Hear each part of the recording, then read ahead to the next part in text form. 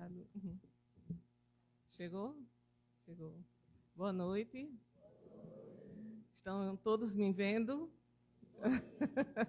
Se não vê para cima, vê dos lados. Colorida. Pois bem, é sempre uma alegria, né, estarmos aqui no Viana de Carvalho. A gente chega a sentir essa vibração, sai daqui super energizado desta casa de oração. Então, hoje, a gente agradece, né, a todos, agradece aqui a direção da casa pelo convite e nós estamos trazendo essa temática aqui hoje, impactos da espiritualidade na saúde. Né? Eu vou só um adendo aqui, quando eu cheguei, alguém disse, eu não me reconheci. Sim. Aí eu digo, verdade, esse mudou, será que eu estou mais bonita, né? Mais jovem, alguma coisa assim? Mas eu lembrei que a foto que está lá no slide, né? Na imagem, justamente. Então, a imagem já é totalmente diferente, que a gente já iniciou aqui há muito tempo. Na época, meus cabelos eram da cor do seu, né? Estou igualzinha. Aí eu digo, eu vou mudar essa foto, né, para que as pessoas possam me reconhecer. Pois bem, gente, então, trabalhando aqui essa temática, né, porque já nós sabemos que já tem aí mais de duas décadas, 3 décadas, que vem se trabalhando muito sobre a questão da espiritualidade e da religião e desse impacto na nossa saúde. Então, é importante que aí a gente realmente possa trazer, né, alguns conceitos até já conhecidos de todos nós, mas que aí para que possamos assim reforçar, né, que a gente sabe que a falta de saúde, ela enfoca a atenção muito para o significado final da vida. Então, quando a gente está doente, quando realmente a gente passa por um processo de adoecimento, nós pensamos muito logo na questão do final da vida, né? Será que eu vou agora? Será que eu não vou? E começamos a ficar um tanto quanto temerosos com essa questão. Então, a gente sabe que a espiritualidade, ela vai trazer esse propósito de transcendência da nossa própria vida, dessa relação com o eu, com os outros, com a natureza e com o universo.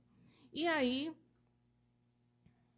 deixa eu ver aqui, certo? Então, nós vamos trazer esse conceito aqui, que é o conceito da Organização Mundial de Saúde, de 1948, certo?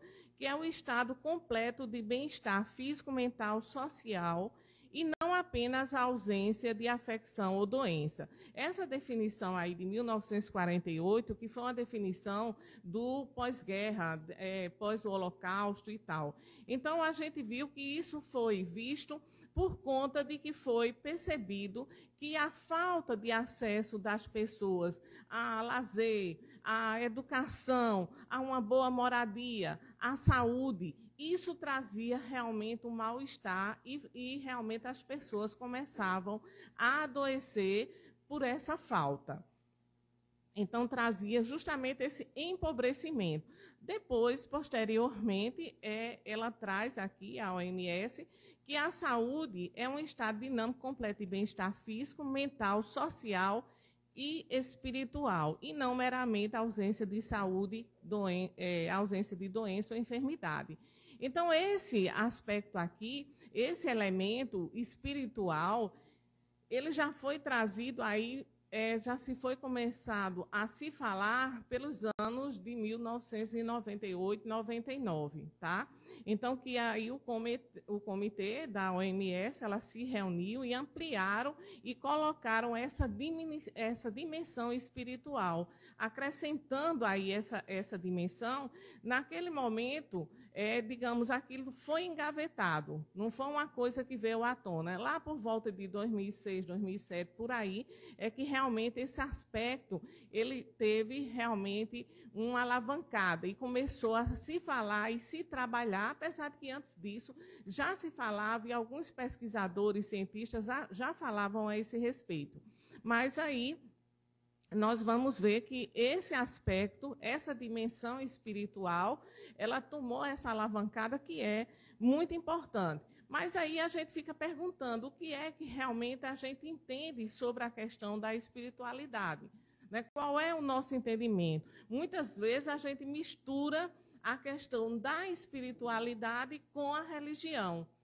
Isso é muito misturado. Então, muitas vezes, se eu tenho uma religião, eu tenho espiritualidade. Se eu tenho espiritualidade, se eu não tenho religião, não tenho espiritualidade.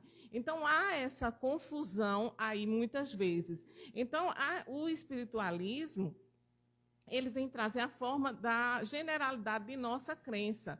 E é importante que a gente vá entendendo que a espiritualidade é justamente essa busca de significado da nossa própria vida, que é uma questão filosófica que já é muito antiga, aí nos primórdios, que realmente já se falava a respeito, né, dessa questão do significado da vida e de onde eu vim, para onde eu fui, para onde eu vou e por que eu estou aqui. Então, essa questão, essa busca de propósito da vida é trabalhada na questão da espiritualidade. Ela transcende, ela vai além desse eu, mas esse eu também, ele nos é muito importante para que a gente entenda esse eu, para que nós possamos também entender as nossas relações e entendermos as crenças religiosas também. Isso tudo faz parte. Eu posso ter a religião, né? Muitas vezes posso associar essa espiritualidade a uma religião, mas a gente não pode também, ou não se é necessário estar preso a uma religião para que eu possa desenvolver essa espiritualidade. Tá? E aí o crescimento de pesquisas e publicações em torno da espiritualidade, ela é imensa, elas são inúmeras aí desde décadas, como nós falamos, né, que a OMS ela foi trazendo esses conceitos, foi engavetando, foi se trabalhando mais em cima, mas foram surgindo aqueles pesquisadores que realmente procuram entender e trabalhar e trazer mais, digamos assim, de uma forma mais clara para a gente o que vem a ser a espiritualidade. Porque a religião é aquela que se acreditava que a gente morre e vai direto para o céu, é aquela dona da verdade, e a espiritualidade não, é essa busca que se faz. Né? Então, essa procura do eu, que também é muito importante, do eu no sentido de você se conhecer, né? De você realmente poder ter, entender que essa divindade, ela para a religião, ela é uma divindade externa, mas dentro da espiritualidade, a gente essa busca justamente desse eu. Tá? E aí nós trouxemos aqui esse estudioso, pesquisador, autor deste livro, né, que é o Harold Koenig, né, é médico, psiquiatra e professor da Universidade de Duke. Ele é diretor do Centro aí de Estudos de Religião e Espiritualidade. Então, ele tem essa pesquisa e ele nos diz que a espiritualidade é a busca pessoal pelo entendimento de respostas a questões sobre a vida, seu significado e relações com o sagrado. E transcende. E pode não estar relacionada à proposta de uma determinada religião, que é exatamente o que nós estamos aqui colocando.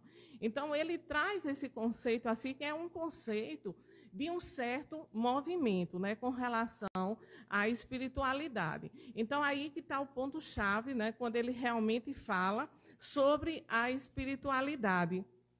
Não estamos causando aí, no caso, ele não quer causar, nós não estamos causando esse sectarismo, digamos assim, religioso. Né? É aquela questão que eu falei, não é necessário, eu só tenho a minha espiritualidade desenvolvida se eu tiver uma religião. Tá? Uma coisa é separada da outra. E aí a gente traz Kardec, que ele diz assim: a felicidade depende das qualidades próprias do indivíduo e não do estado material do meio em que se encontra. Então, quando eu me observo, quando eu me vejo, quando eu tenho um entendimento acerca de mim mesmo, eu não me perco de vista, porque em muitos momentos de nossa vida, nós nos perdemos de vista. Eu não sei mais quem sou eu, porque eu ajo de tal forma, porque eu tenho tal atitude, porque eu sinto, né, as minhas emoções, muitas vezes eu não consigo entender justamente essas emoções, né? Então, nisso aí, eu perco um pouco dessa felicidade ou desse bem-estar que nos é necessário, né? Vamos adquirir saúde se a gente realmente nos sentir mais saudáveis. Então, de repente, eu posso estar até com alguma mazela, alguma enfermidade, mas, na realidade, eu me sinto até bem, eu me sinto saudável. Então, porque muitas vezes a nossa mente, os nossos pensamentos é que vai estar aí realmente envolvido. Aí a gente ainda traz a Cristina Puchalski, né, que é médica também americana, que ela diz: espiritualidade pode ser definida como aquilo que traz significado e propósito à vida das pessoas. Então, é mais uma pesquisadora, né, que vem realmente com vários projetos aí dentro dessa área, já há décadas também. Então, e ela vai trabalhar no sentido de poder incluir a medicina, né, os profissionais de medicina também, para que eles possam entender um pouco mais e trabalhar mais a questão e aceitar, tanto do paciente como dos seus familiares, trabalhar mais essa questão da espiritualidade, aceitar. Porque eu não sei, eu já tive a oportunidade de ouvir de algumas pessoas que às vezes o médico diz: não, isso aqui não tem nada a ver com Deus. Isso aqui é uma coisa que diz respeito só aqui à medicina. Então, vamos trabalhar isso aqui. E aí, esses pesquisadores, eles vão trazendo essa questão, porque justamente eles vão dizendo que essa questão da espiritualidade, então ela vai realmente fazer com que o indivíduo ele possa se sentir no melhor, né? Ele vai conduzindo o indivíduo para que realmente ele possa se sentir com mais paz, com mais tranquilidade, e não entrar, digamos assim, você teve um diagnóstico X, um diagnóstico, né, de uma enfermidade aí e tal, e aí a gente entra num verdadeiro desespero. Quando a pessoa tem essa espiritualidade desenvolvida, né, é claro que ela não vai ficar feliz dando pulos de alegria, né, a não ser que seja aquela pessoa assim, já bem espiritualizada. Porém, se não for um caso, a gente fica triste, a gente fica um pouco para baixo. Porém, a nossa capacidade de resiliência, de ressignificar aquele momento, aquela situação, ela vai ser maior, tá? Então, ela tem tido aí resultados muito satisfatórios, né, nesses projetos aí dela. E aí a gente vai bem mais distante, bem mais, né, antes de Cristo, né, Hipócrates aí, que ele nos fala: o poder interior da cura é maior força que dispomos para a saúde. Então, ele vai falando de quê? Né, o Hipócrates aí, ele está dizendo para a gente que o poder da cura está em nós. Em nós. Né? O do adoecimento também, né, faz parte, mas aí está na gente também. Então, às vezes, a gente até vê uma pessoa assim, deficiente, né, uma pessoa com uma enfermidade, um problema de saúde bastante sério, e às vezes a gente pensa assim: eu não daria conta. Eu não daria conta de estar aí no lugar dessa pessoa. Já passaram por isso? Já viram uma pessoa numa situação X ou Y aí que você diz assim: poxa vida, eu não sei como é que aguenta. Eu não aguentaria. Né? E aí, essa questão da percepção, ela é diferente para cada um. Se você for conversar com uma pessoa que tem uma deficiência ou que tem esse problema de saúde, a mais das vezes, não todos, evidentemente, ela vai falar de uma maneira tão alegre da vida, tão positiva, que você às vezes se sente até envergonhado. Você fica assim: poxa, que alegria de viver. Eu estou aqui todo perfeitinho fisicamente, tal e tal, e essa pessoa está aqui me dando uma lição de vida. Então, quer dizer, assim, né, como é essa nossa percepção, ela é individual, né, a espiritualidade também ela é individual. é algo assim de cada pessoa, de cada indivíduo. Ah, porque eu frequento a mesma igreja, a mesma religião, eu vou para os mesmos cultos, eu faço as mesmas orações que minha mãe, meu pai, meu irmão, meu filho faz, e não me sinto desse mesmo jeito. Eu não consigo, porque é algo assim que nos é bem individual. E todos nós temos a nossa individualidade. Não é? Então, nós somos semelhantes, mas somos diferentes. Não é assim? Então, cada um de nós tem essa percepção e tem essa individualidade assim, bem diferente, bem própria. E aí a gente pergunta, o que é o nosso corpo? Então, a gente está vendo aí, né, um esqueleto, um músculo, tal, e esse corpo assim mais perfeito, o nosso corpo físico, cheio de membros, mas a gente fica se perguntando como é que eu cuido desse corpo. Será que eu cuido? Qual é o meu entendimento? Vem depois a questão da individualidade. Qual é o meu entendimento sobre o cuidar do corpo? É fazermos tudo o que a gente quer? Tudo o que a gente pensa e deseja? Existem aí as diferenças, né? E então, como nós cuidamos desse corpo? Que é importante que eu faça essa reflexão, né? Então, de repente, aqui a gente pode colocar, quem é que gosta de um churrasco? Quem gosta aqui de um churrasquinho? De uma picanha, né? Aquela bem suculenta, né? Que chega, tem aquela gordurinha, vai descendo aquele sanguezinho, né? Alguém gosta? Hein?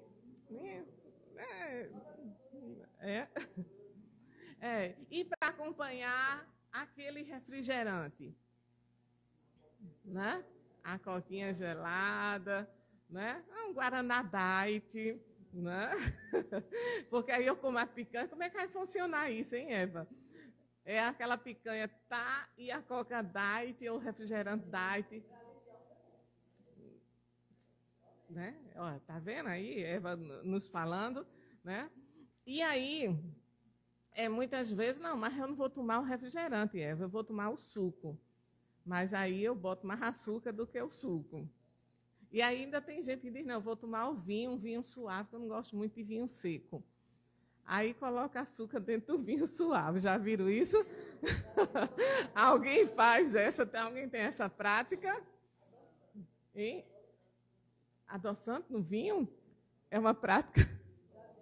Já viu colocar? Bom, essa eu não conhecia ainda, adoçante no vinho. Mas é interessante, não é? Então, quer dizer, pois é. Então, a gente come, bebe, né, sempre, né? Então, comer é uma coisa boa. Quem não gosta de comer? Né? São raras as pessoas que, quando a gente vê alguém que não gosta de comer, acha estranho. Está deprimido, não é? Porque não é bom? Assim a gente faz nossas festinhas e aí coloca todo mundo ali ao redor da mesa ou na família e tal, e está todo mundo aí. Você vê, está todo mundo aqui caladinho, não está? Bota uma mesa aqui no meio, farta, para ver se todo mundo levanta e começa a interagir, começa a falar e aquela coisa toda. É bom, esse momento é muito bom. Mas aí é importante a gente ir pensando. Muitas vezes a gente esquece da gastrite, da úlcera, né?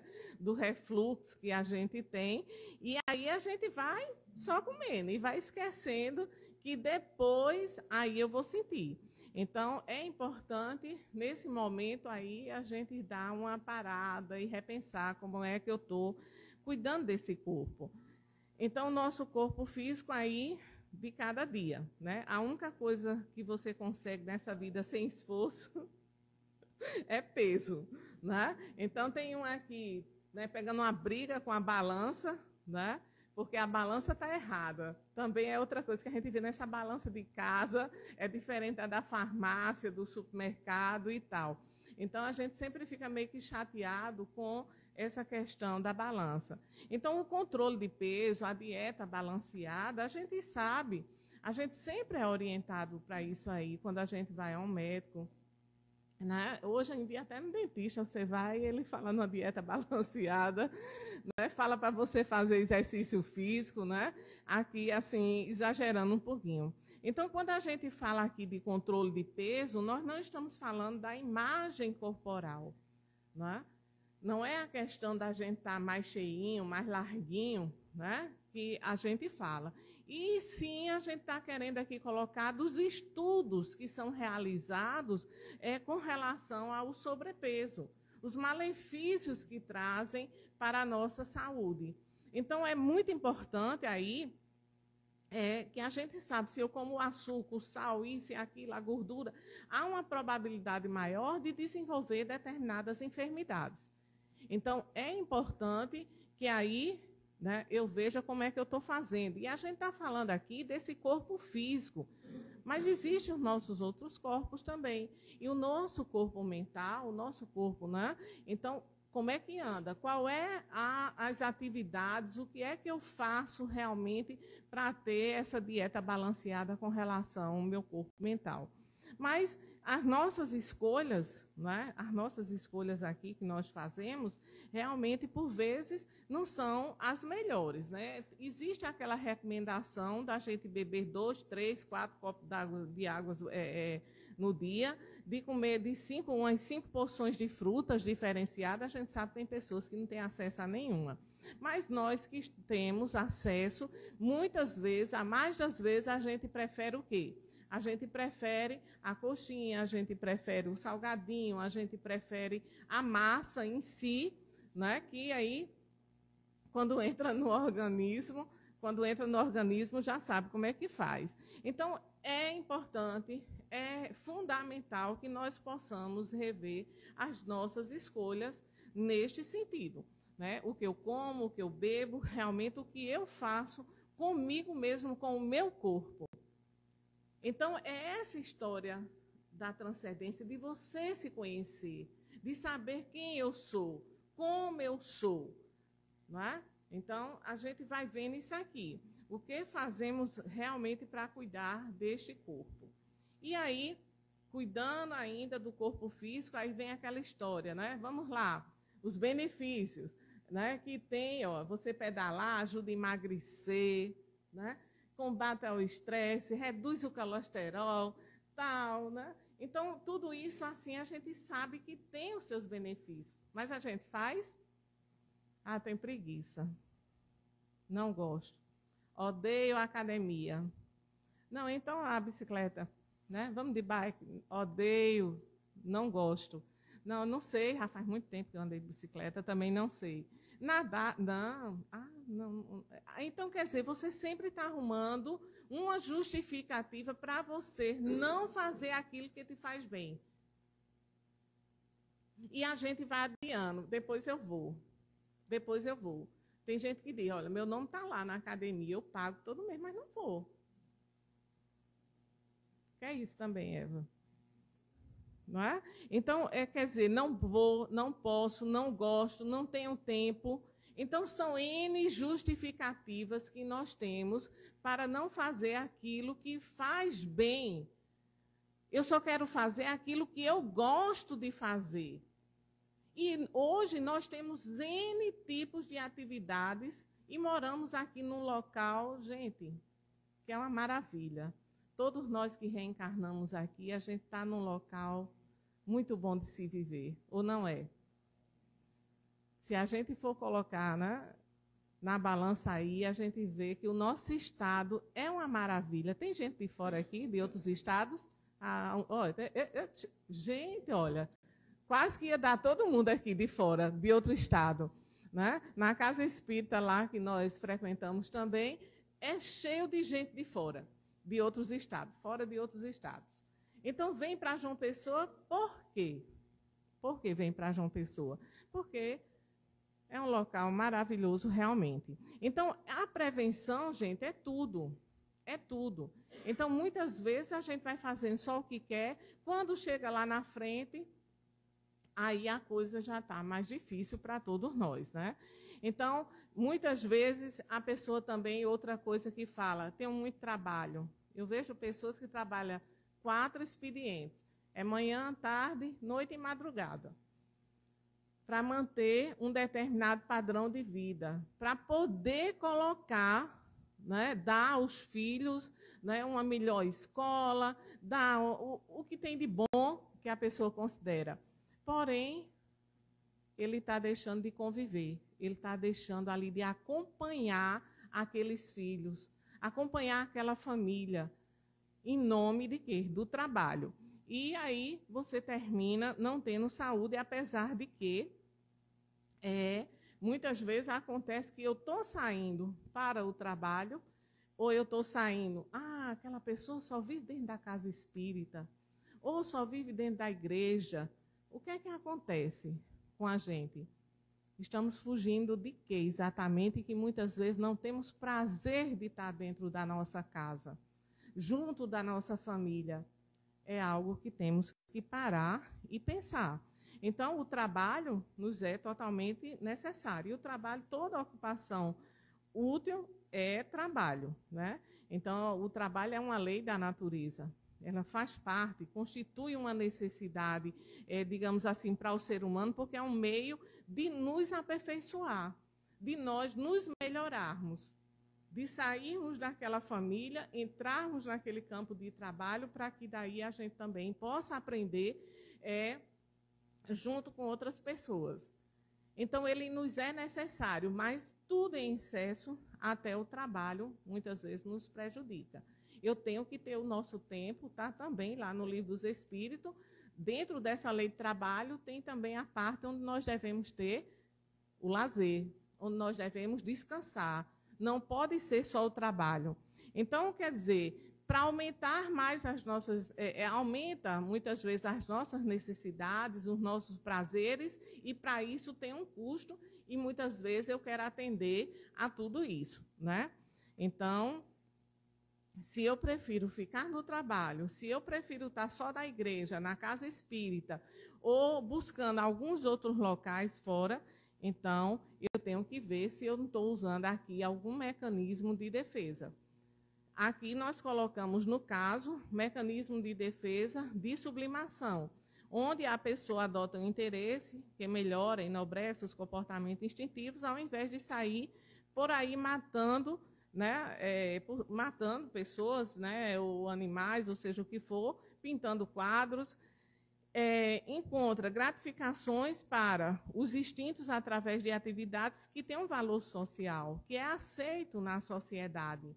Então, é uma válvula de escape para os instintos agressivos do indivíduo, a mais das vezes.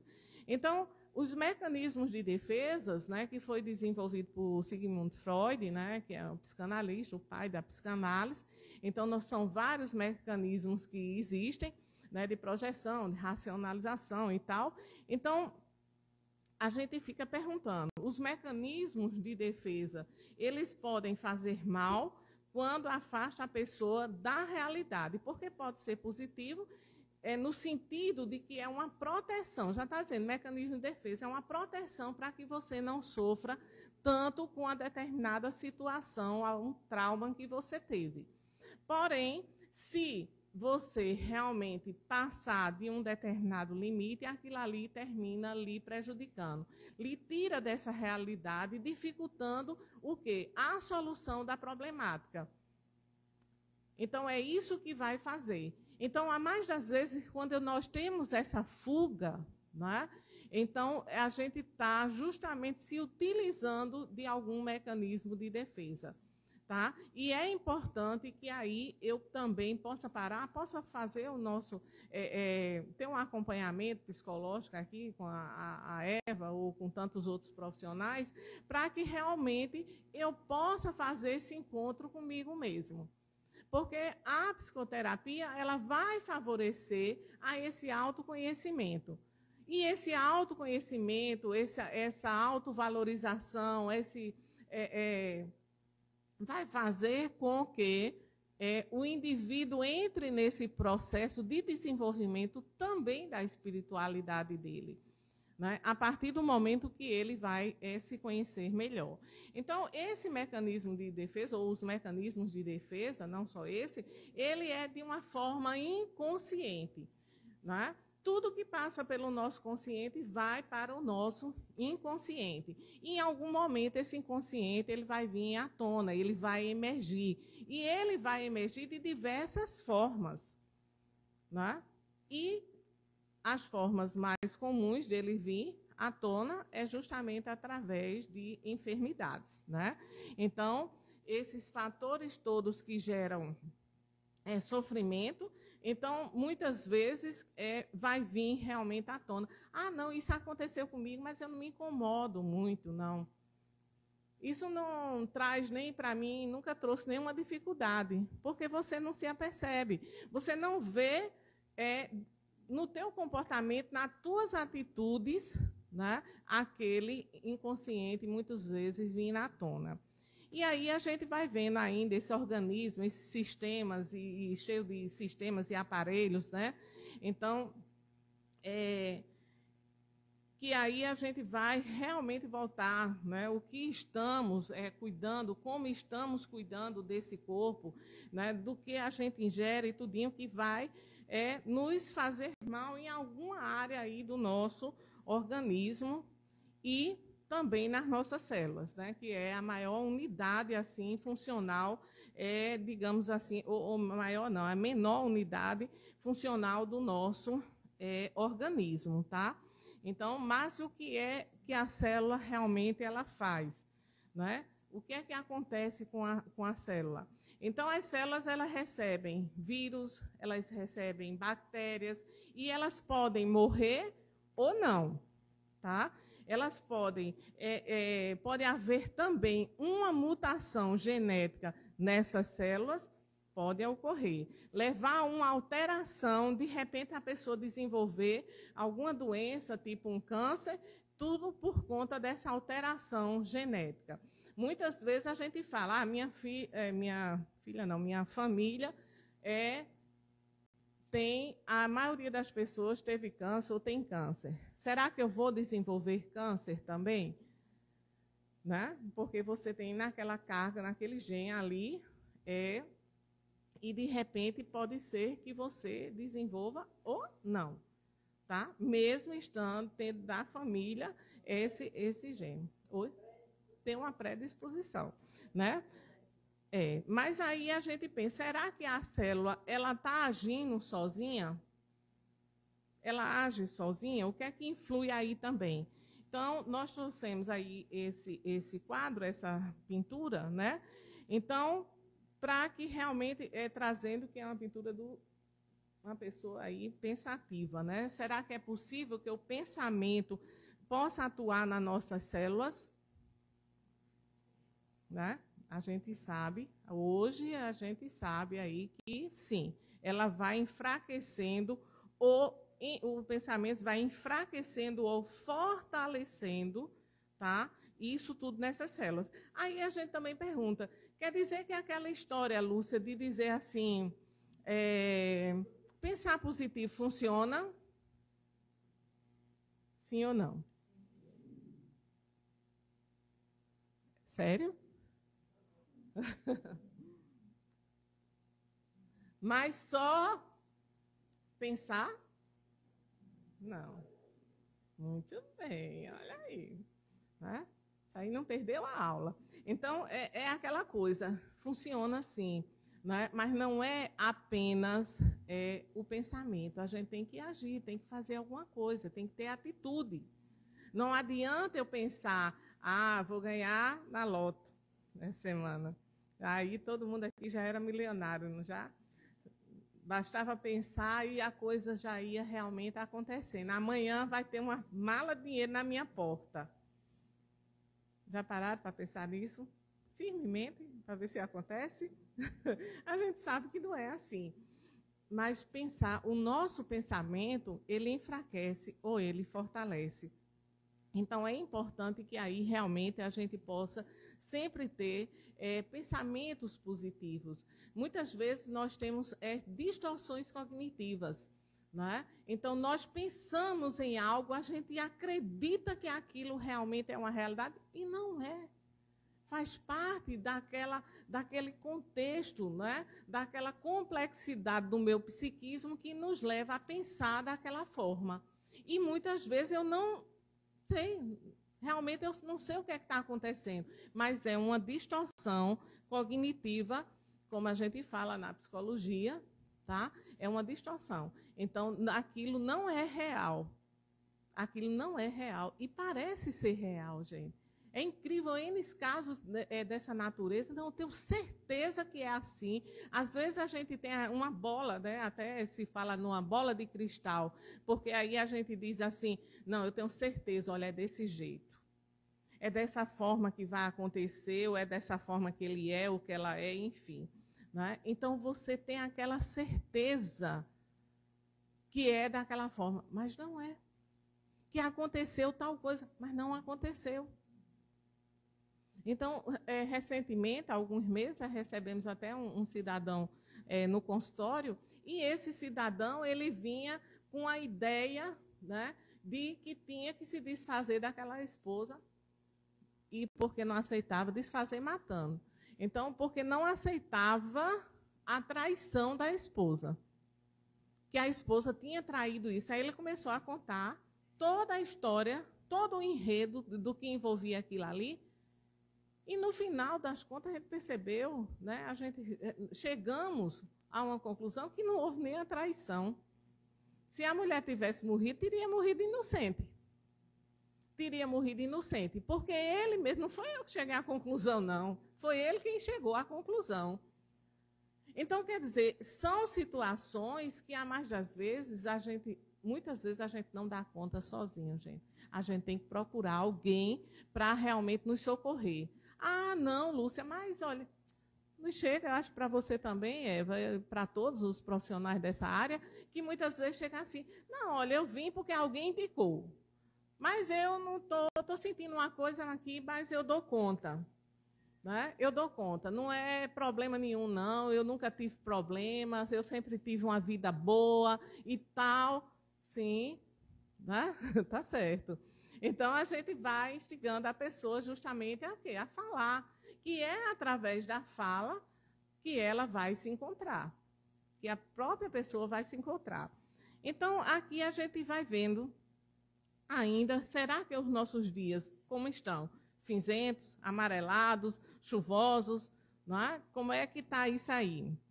Então, a gente já vai vendo também que tudo é gerado pela nossa mente. Pode estar um dia ali trovejando, chovendo, mas a pessoa está feliz da vida. A outra não gosto de dia com chuva porque me deprime. Eu fico tão mal quando está chovendo. Aí tem outro que diz, mas está calor demais, tem muito sol. Então, quer dizer, é um estado da alma. É um estado da alma. Então, os nossos pensamentos é que vai realmente nos levando para onde nós estamos ali formando. E a doutrina espírita, ela já nos fala, já há séculos, há décadas aí, então que o pensamento ele já é matéria.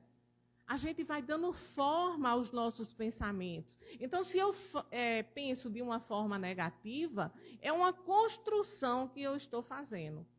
De alguma forma, no meu derredor, na minha vida, as coisas vão ficar assim, cinzentas. Então, é desse jeito que vai acontecendo. Então, as situações, elas começam a existir a partir de quê? A partir dos pensamentos. Então, cuidemos do que é que nós andamos pensando. Então, não precisa ninguém falar. Ainda bem que a gente agora não conseguimos ver, porque senão eu nem estaria aqui, né? Para ninguém ver meus pensamentos. Então, quer dizer, é importante aí eu procurar ver, porque muitas vezes eu tenho pensamentos automáticos. É aquele pensamento na doutrina espírita, a gente chama de pensamento obsessivo. Eles não nos largam, eles não nos deixam em paz. É aquela coisa ali pensando o tempo todo. E aquilo está me deixando louco. Então, o que é que eu vou fazer? Adianta eu ficar dizendo só, não quero pensar nisso? Não é bem assim. Então, há toda uma técnica, né? Existem técnicas para que realmente a gente vá se libertando de determinados pensamentos. Lúcia, é fácil? Depende muito da pessoa, depende muito do caso. Mas aí que a gente consegue sim, com muita determinação, com esforço, viu lá atrás? Sem esforço a gente só ganha peso, não é isso? E aí, a gente traz aqui, a gente vai até que horas, Eva? Hã? Jura? Eu estava aqui. Olha o meu pensamento. Totalmente errado. Porque aqui. Vocês aceitam? É? Ainda bem, eu não vi ninguém assim cochilando nem dormindo. Mas deixa eu correr aqui e aproveitar, porque é um trabalho bem extenso, realmente, né, que a gente já fez alguns cortes, mas, enfim, existe o André Luiz, o espírito, né, que aqui ele fala a respeito das células e do corpo espiritual, em que ele diz assim, que ele vai dizer aqui que as nossas células são esses animáculos, né, que obedecem e respondem a pensamentos. André Luiz ele traz aqui em Evolução dos Dois Mundos claramente isso aí, obedecendo ao pensamento simples ou complexo que lhes comanda a existência. Então, vou passando. Pensamentos e crenças, né? Outro pesquisador, aqui, o Bruce Lipton, né? Que ele faz uma pesquisa assim maravilhosa, que é importante até a gente buscar, pesquisar, que aí ele vem falando do impacto profundamente no nosso comportamento e nossos genes, os nossos pensamentos e crenças. Então, é mais um pesquisador. Então, essa influência ela ocorre quando nosso pensamento estão em sintonia com nossa programação subconsciente. É isso que ele vai nos dizer. E vai abrindo esse caminho aí. E então, ele traz ainda esse outro ponto que é muito importante. Além da herança genética que a gente está falando, ele fala aqui da epigenética, que ele fala que as células do nosso corpo respondem a sinais do ambiente externo, incluindo nossos pensamentos, crenças, emoções. Esta interação entre mente e corpo desencadeia respostas biológicas variadas. Pensamento estressante podem ativar o sistema de respostas ao estresse do corpo, liberando cortisol, que é esse hormônio aí do estresse. Ou então, pensamentos positivos, liberando a serotonina, melhorando o bem-estar. Então, a tese central desse cidadão aqui, do Lipton, é que as células, elas são influenciadas pelos nossos pensamentos. Então, a gente está trazendo aqui, assim, doutrina espírita, a ciência, para que a gente realmente possa entender, tá? Então, isso tudo vai ter uma influência muito grande sobre o quê? Sobre os nossos genes, né? Como eles se expressam, tá? E aí, Marlene Nobre, que ela também era a presidente da AME Brasil Internacional também, então, que ela fala aqui sobre o pensamento, que é essa força devidamente orientada, que vai facilitar a produção de elementos de defesa do organismo. Né? Fala também aí do sistema imunológico, destruindo os processos patogênicos. Aí, né, essa questão da psiconeuroimunologia, que é um campo da ciência assim tradicional, que vem justamente, faz referência, não é uma referência da doutrina espírita, tá? Ela faz referência assim, exatamente à relação entre pensamento, ao nosso sistema imune, o nosso sistema endócrino também. André Luiz, aí ele vem falar o principal modo de drenagem de fluidos deletérios gerado pelos nossos pensamentos é o corpo físico que os absorve e os manifesta sob a forma de doença.